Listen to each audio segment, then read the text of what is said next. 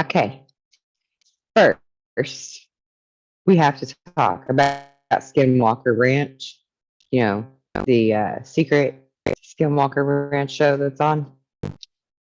I was going to do a whole show on a couple other things I've had planned for a few days, but then I watched that show tonight. It's the season finale. I've been keeping up with this show since its inception, um, simply because in all of the research that I've done and the studying that I've done and the learning that I've done, um, the energy, the the energy vortexes of this planet are like my passion and my baby. Okay, like that's what I do in my pastime for fun is study the magnetic vortexes on the planet, right? I'm trying to put it in words that everybody can like comprehend. And I don't even know where to look on the screen to be looking right at the camera because I have a new camera and I'm so lost right now. But that's okay because I'm excited and I got to talk. Um, so in the first season of The Secrets to Skinwalker Ranch, I joined their membership thing, right? To be to sit in on their Zoom meetings and help them to troubleshoot, talk about things they've discovered, and blah blah blah, right? And I was the only female in the group, and pretty much felt like I was ignored through the whole thing because I kept trying to chime in, and they weren't really entertaining what I was saying. I'll put it nicely, because and I don't mean any offense to them by that either. I totally understand, particularly the science NASA guy, Travis, whatever his name is. I can't remember his name now. That's terrible of me. He's on like Ancient Aliens and a lot of things on the History Channel. Anyway, Travis, somebody. Um, You see, I knew before they knew, the people at Skinwalker Ranch that he was working with. I already knew who he was and that he had worked underneath of Jay, what's his name, with the, I'm bad with names today. I'm sorry. Um, I can't think of his name right now. That kills me that I can't think of their names. Anyway, Jay somebody, and he was Travis's boss for the black budget project that they were doing, studying UAPs and stuff for the Pentagon. Okay. And I already knew this about Travis. And I didn't know that the people he was working with to do this show didn't know. Okay. So in those Zoom room meetings that I was in with them, I would say things about, that he should already know this or that or the other, blah, blah, blah, because of his stuff. And he's sitting there like, who the hell is this chick? And how does she know that stuff about me? And so he wasn't saying a word. And I think that's why everybody else was like not saying anything because they were all like, what is she talking about? Because they had no clue. Well, then, flash forward to the next season, this past season, and he had to come out and come clean with all of the things that he had done. And his claims were that he couldn't really disclose that to them because he was under a gag order for a certain amount of time and yada yada, um, which made a lot of people not trusting. And again, I can see why, but I think he's a good guy. I think he's in it for the right reasons and all that. And I'm not trying to like put him down at all. He's got a fantastic mind. He really does it properly by the scientific perspective. I really honor that about him. I like that in people a lot to apply the science. So, I mean, I'm not trying to put anybody down. I'm just explaining how I kind of, figured it all out, why they were acting so weird in these meetings. Anyway, long story short, I dropped out of the membership because I felt like, even though they were hearing what I was saying and they were using what I was saying in their testing that they started doing on the next episodes. And I even have friends that I would call and be like, oh my God, did you see this episode? because they totally just used that stuff that I told them 2 weeks ago in the Zoom room that we should do, or that they should do. And so I dropped out of the meetings anyway, was my point, the membership, because I felt like I wasn't really benefiting to it at all. And it was very odd behavior, the way that they would react to me or not react, really, like I wasn't even there. It was very strange. And very strange. And I was the only female that was there. So, maybe that's why, because I knew a whole lot of stuff and I was the only chick, and that just seemed really weird to them. Like, where did she come from? So I can kind of get that now. But I'm a mad researcher, dude, and I know a lot of stuff. So I was trying to help. I was genuinely just there trying to help.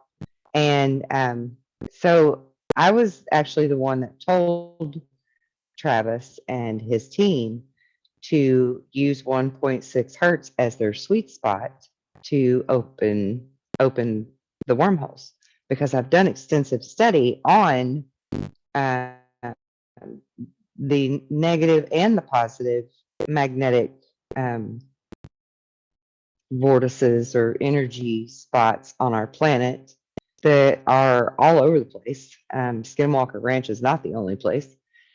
That ranch next door to it is not the only place either. There are several places in Indiana. There are places in a lot of our national parks, and that's actually part of why that specific area was chosen to be protected, because our government and military and powers that be are aware of these energy vortices.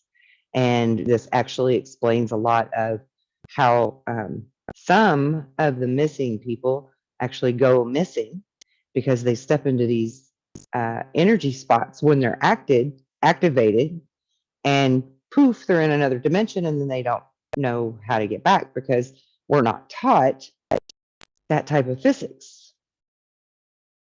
And so we're not aware that that type of physics exists on our planet, and that we should know the signs for those particular spots becoming more energized and opening up.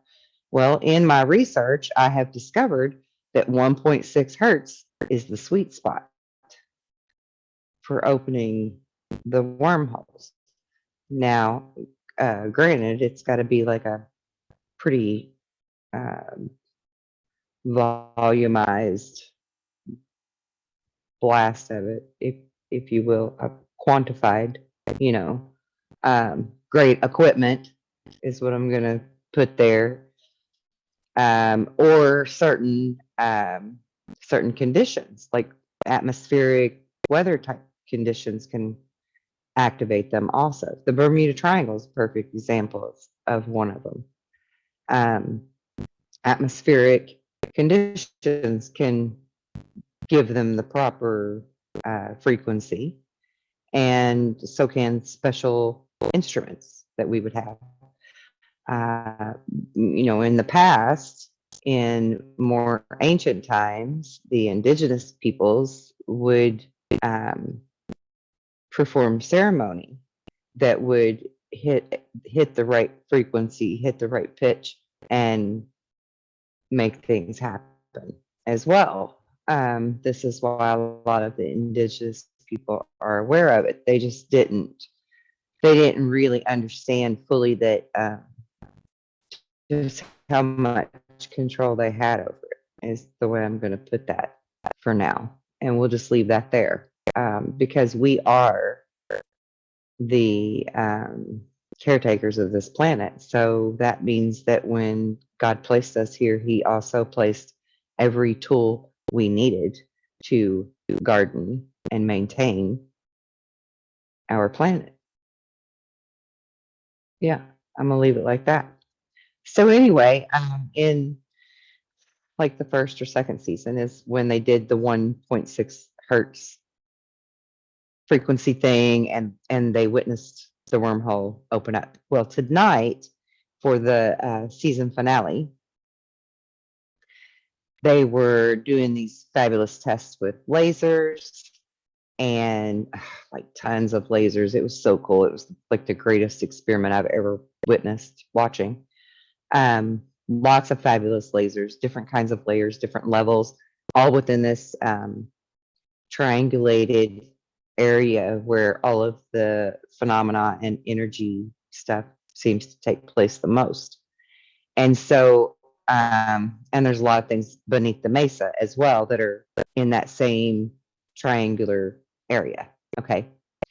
So they've got all their fabulous lasers and they've got all their cool rockets and they're launching their rockets and stuff. Well, this one rocket completely vanishes into thin air, and simultaneously they see a UAP just blip in out of nowhere.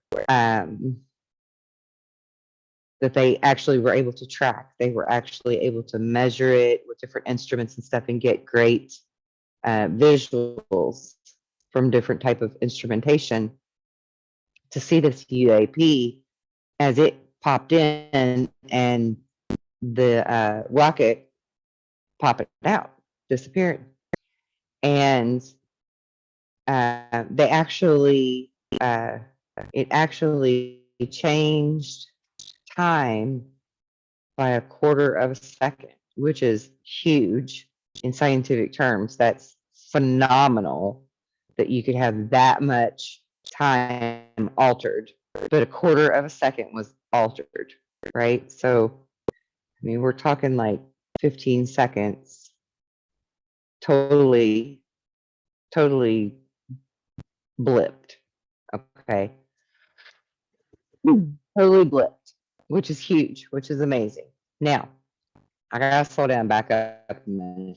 And I'm gonna share some pictures with you too, because I snapped a couple of screenshots when I was watching the show of this cool whole event happening. But basically what I was getting to is because of all their cool lasers that they had in this triangulated area on different altitudes, right, hitting at different altitudes, they were actually able to map out the wormhole as it activated.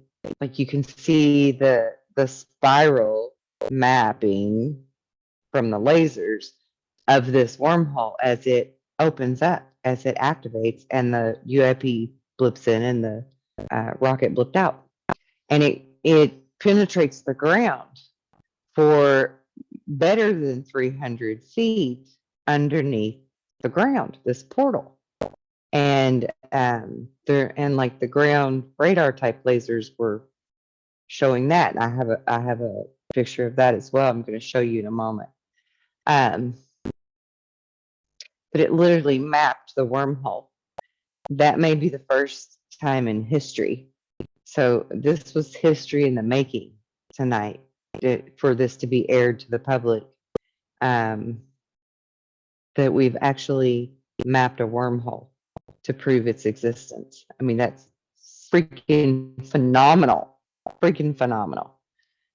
because it proves their existence. It proves the Einstein boson theories of wormholes and the web, right, that connects everything from point A to point B and so on. Like, I mean, it's huge for me. It's huge. Okay. Now, not only did we map the vortex or the wormhole as it activated for the UAP to travel through it from a different dimension and the rocket to blip out into another dimension. They also were able to map that this one UAP actually split into like 6 UAPs that were in a very nice unified how do you say that? I'm so brain dead today with words. What is going on? Um, a pattern. They were all flying in a uniform pattern. Blah, blah, blah. Uniformed pattern. Oh my God.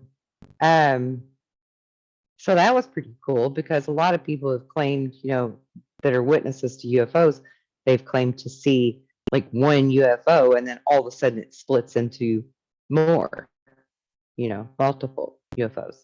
But of course, they don't ever get any type of good video footage to prove that, right? But this time they did. They captured it in real time, happening, coming through a wormhole, being one, and then splitting into 5 or 6. It was 5 or 6, clearly. And then they flew in this formation. That's the word I'm trying to think of. They flew in formation in a type of very neat, smooth formation and went straight into the ground and never missed a beat. Okay. Into this area that showed on their equipment that was 300 feet or more underneath the earth. Now, they just leave you hanging with that, right? But my scientific mind starts working immediately. And I'm not only blown away that we've mapped a wormhole finally so that we can, prove its existence, but these images that they captured of it, of the UAPs going into the ground, shows what looks like a black hole on the ground where it should show the landscaping, the terrain, and all around it, outside of that diameter, you can still see the mesa shapes and all the different landscaping shape that's in that area. But this one particular area was blacked out. And that's where the wormhole went. It's in the sky and it's in the ground as well. So these UAPs are flying straight through this wormhole and then to some type of structure that's underneath the ground down there, a very large structure. And I think they measured it at about 300 feet down and 300 or 400 feet in diameter of width, of girth, that direction underneath the ground. Some kind of large structure, which is likely a base that's been built there underneath of the mesa. Okay. Now, you would think, okay, how did the wormhole work to go through space and time, the space-time continuum, and through the Earth itself, which is a solid surface? But if you think of, okay, for the wormhole to work, it has to be at the right frequency, the right vibration, right? Which is 1.6 hertz is usually the sweet spot. So if we're thinking in terms of vibrations or frequency, and we think about solid matter, we're taught in elementary school science class that atoms vibrate at a certain frequency to determine their state of matter, whether it's solid or liquid or gas or somewhere in between, right? And so if you can alter the atoms in the earth by changing their vibration, changing their frequency, then you could pass right through the earth without missing a beat, just like we witnessed those UAPs do. Now, how can that happen? Well, if you think about natural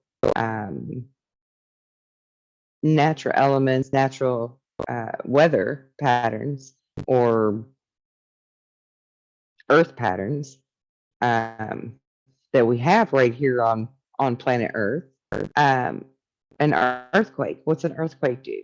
It is a vibration, a reverberation of vibration at a specific frequency that can change, of course. So the frequency of an earthquake is, malleable. It's all over the place. It's different ranges.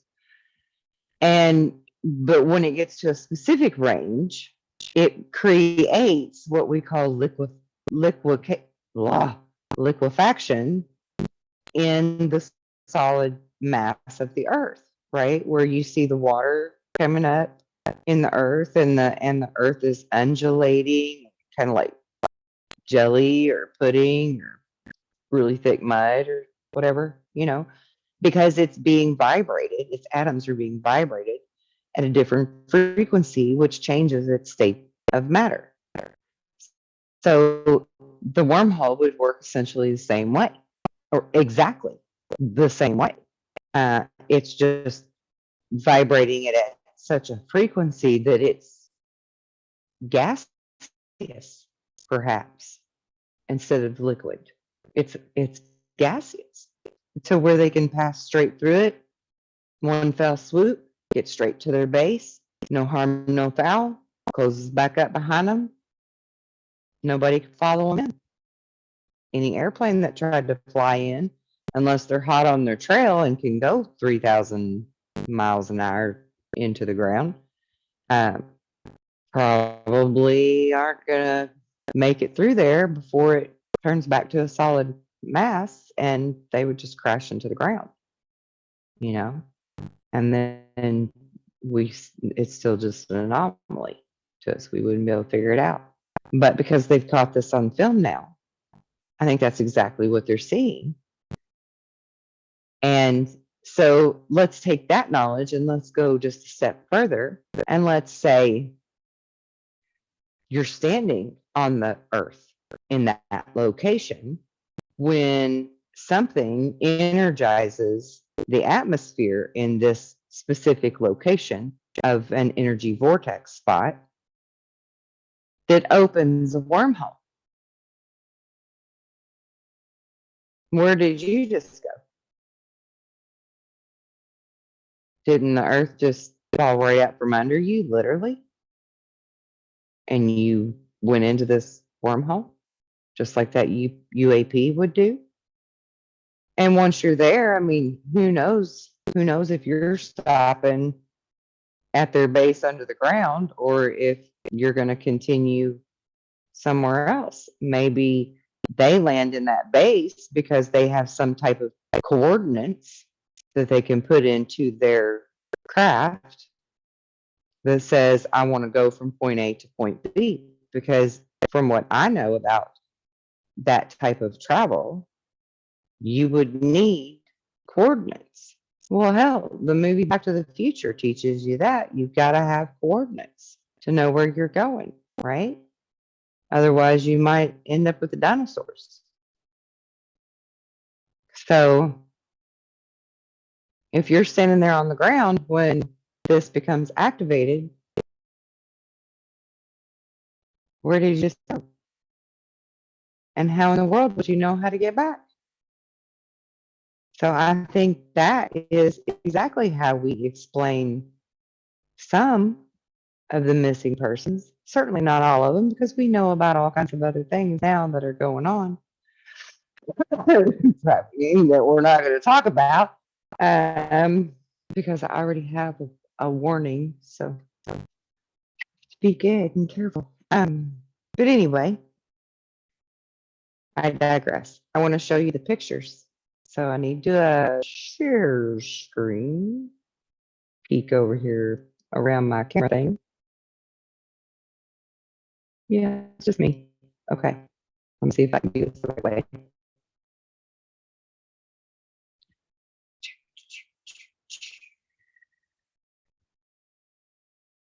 Okay. This is what I want to go to. So this is the first image. And you can see black here. Black is the in the surface of Ranch, and that's what you should see here and here. Instead of a little spot right there, so if you're standing over here somewhere in this, you would go poof. I mean, who knows, right? I don't really understand fully how these work. That's another use any white lines that you're seeing here are showing actual vortex, the actual wormhole in its activation state. This is even more cool for me because this is Travis, whatever his name is. Walton? Is his name Travis Walton? I don't even know if that's right. Travis somebody of what wormhole should look like. Okay, he's got some spaceships in there and stuff. And it's like the fabric of the web, right? It's we can bend it. So this is his depiction of what a wormhole looks like. Now, the next picture I'm going to show you is a picture that I drew.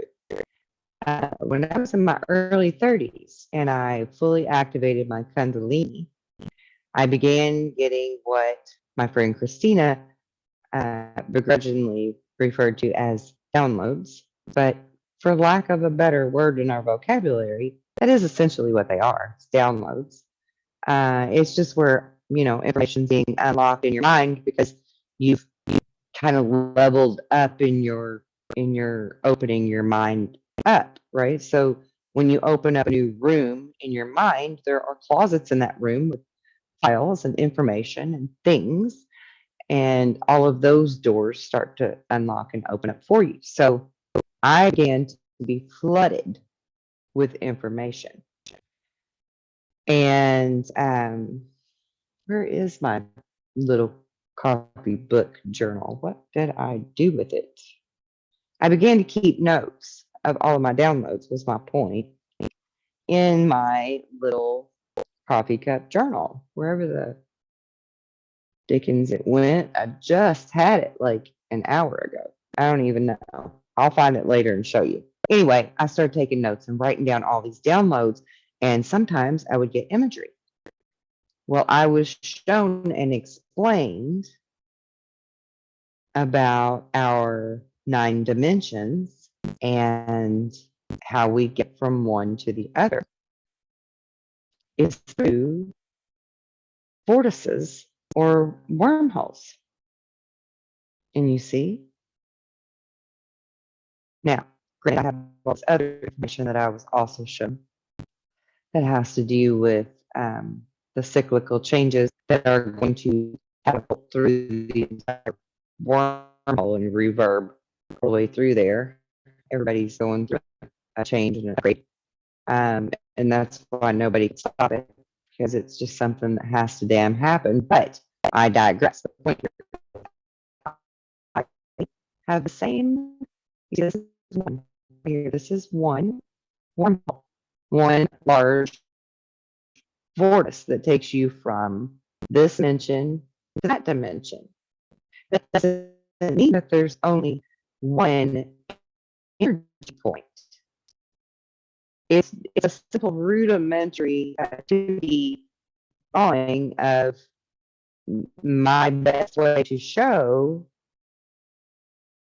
that there are different dimensions we can actually get to. Now, you'll see this line in the center here.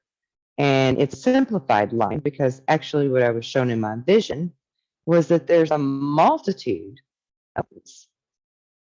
And the lines all represent another wormhole through the main. This is the main wormhole for each dimension, okay? For each plane of existence.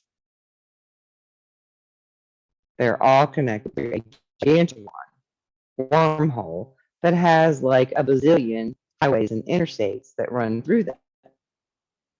Okay, so like this is a perfect representation of one singular wormhole that goes to the main one that shoots you, wherever you're going.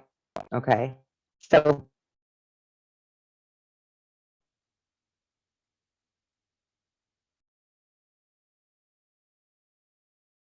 I was going to say something else. I've lost it now. That's bizarre.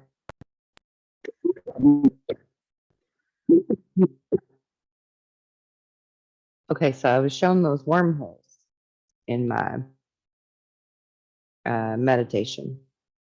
After I activated Kundalini, that means you light up all your chakras at one time and, activate them.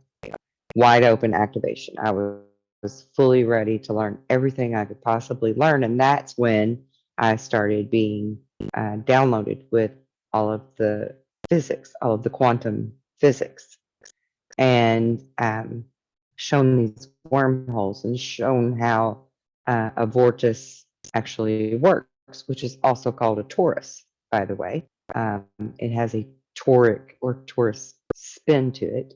And, hurricanes have them, soon, not tsunamis, cyclones have them. Our North and South Pole have them because that is essentially the North and South Pole. That's what I was getting to. The North and South Pole are essentially the North and South, if you will, of the main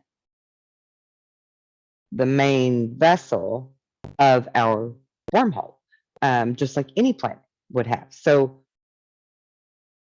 we have more than one planet in our solar system.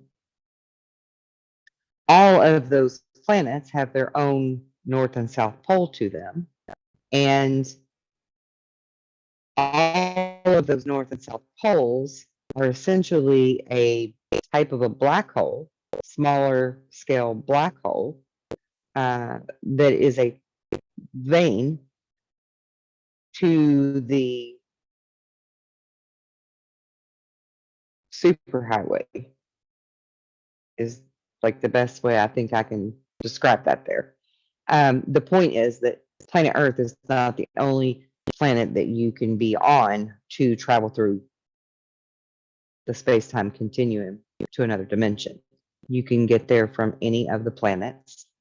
You can get there through our main star. Likely, in my opinion, the main stars are what harness the passageway, if you will. So if you think in terms of like Viking mythology, and there's this gatekeeper, if you will, that stands on this little floating island thing, looking out at the bridge that allows them to cross to another dimension. Like our main star would be that bridge, right? That point of location would be our main star. That bridge, that dude guarding the bridge, guarding the entry and exit point. I don't remember what they called him. He's not a Valkyrie. I don't remember what they called him. He's very important though, because he's like the gatekeeper, right? And so if you look at it in those kind of terms, I think our main star is essentially the gatekeeper to the other realms. And the all stars represent a gatekeeper, if you will, to travel. Because it is all interwoven and interconnected and intricately designed. And if we simply look at the planet Earth alone and all of its ley lines, and you map them out, and they all form this nice sort of repeated soccer ball shaped patterns, right? Hexagons all over the planet. Then you understand that if there's that many vortices, that many energy points on planet Earth, that there would be that many on all other planets as well. And part of my job is being a true light worker that helps to stabilize the dipoles and the core of the planet and stuff like that. We were trained to remote view and I think they call it biolocate the energy points on the ley lines and map them, do the topography on them, and study them, and we were kind of almost tested on them, basically, is what I'm getting to, because they already know, they already knew, mapped it out and knew where they were. Um, and interestingly enough, my father, when I was growing up, I can remember watching him lay on his stomach on the floor and draw on blueprint paper, the old big kind of blueprint paper that you would use to like design a house if you're an architect or something, you know. He would draw the ley lines, map out the ley lines of the planet, have tons of books in front of him. He was fascinated with studying the ley lines, um, which is interesting to me now. And I wish that I knew then what I know now so that I could have questioned that more and tried to understand more why he was doing what he was doing. Like, just a little personal learning that I'm sharing with you. But so I'm taught how to like remote view them and go to them, stabilize them, and hold the energy centers of those places secure, you know, or kind of go check on them, make sure that they're still good, and um, so we understand intimately how these ley lines, if you will, for lack of a better word, uh, for everybody to understand it, um, are either positive or negative charges of energy. And on a side note, I also want to say that I've been in my own time, in my own practice, um, working on different methods for transmuting the negative energy into a more positive energy, because I feel like those have been tampered with to make them negative, if you will. Um, so I've been working with ways to transmute that energy and get more positive energetic frequencies, harmonizing with the earth, if you will, harmonizing with Earth's K index and Schumann resonance to bring up the vibration of the planet. Because that in turn will help bring up the vibration of all human beings and everything else on the planet to assist in the awakening. But anyway, again, I digress. What else did I want to say about this? Okay, so essentially, why this is so big, this is such a huge thing, is because now that they have this, like, literal proof of a wormhole and what it looks like by mapping it and seeing it going into the earth itself and the black hole type thing appearing on the topographical radar or whatever it was they were using. This literally rewrites history and physics and the nature of reality itself. I mean, this is so huge for mankind. They thought it was a big deal that Neil Armstrong stepped on the moon. This is even bigger. I mean, this is big. This is very, very big. And I applaud them incredibly much for their efforts and their intelligence in using the tools and the technologies that they've used in order to obtain this level of evidence and proof. I mean, people can discount TV shows and reality shows as not really that real, but all they want. But we just witnessed on a TV show the most incredible scientific data collection that's ever been recorded that we know of. And even the Travis, what's his name's boss from the um, UAP black budget thing that he worked for, Jay, what's his name guy that was his boss.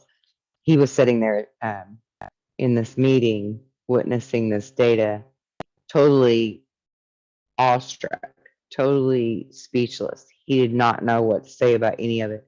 And I read energy. And when he said that this is not something he's ever seen before, I believe him. I think his energy signature said he was legitimately telling the truth. He's never seen this level of data collection before. Phenomenal. Absolutely phenomenal. I mean, like I said, this rewrites history. This rewrites physics as it's taught, which it should. It should. And we all know that our history needs to be rewritten. So this is freaking huge. And the nature of reality itself gets completely revisited and rewritten, because our fabric of our reality is not what we were taught in school, ladies and gentlemen.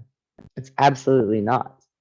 And a lot of you are actually aware of that. But now we have tangible evidence that can move us forward in being able to place this type of wisdom and literature in our school books to teach to our children for future generations. This is huge. This is revolutionary. This catapults us as a human species, as a human race, into a whole new level of intellect now, because we can finally be on that page, and UFOs being real and wormholes being real and aliens being real, and all that claim being you're crazy, that doesn't really exist, you're not in touch with reality, you need medication, throws it out the window. All of that bias, all of that judgment is completely swept away now. Completely. We're done with it. We don't need it. We don't have time for it. There's no place for it, because this is tangible scientific data that proves that UFOs do travel through wormholes. They do come to our planet, and there has to be occupants aboard them. That means there's aliens. Boom, boom, boom. I just did 3 mic drops in a row. Boom. This is huge. All right. I've done that. I shared that. I'm excited about that. I'm going to find my coffee cup journal somewhere to show you. Did I put it under my M&Ms? I don't know what I did with it. Anyway, I'm going to find it so I can show it to you later. And that's all I have for you, because now I have to go finish my other podcast. All right. Be well, be blessed, and love and light. Peace out.